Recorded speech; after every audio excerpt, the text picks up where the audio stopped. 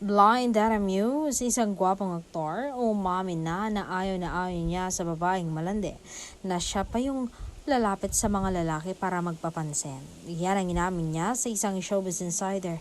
Ang gusto niya raw ay ang klaseng babae na simple lamang.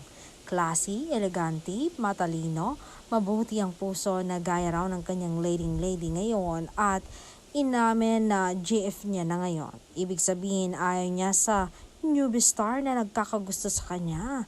Dagdag pa ni aktor, kasi hindi ako nahuhulog basta-basta dahil sa sexy o ganda ng isang babae. Mas gusto ko kasi yung babae na hindi lang maganda, kundi maganda rin ang kanyang personality.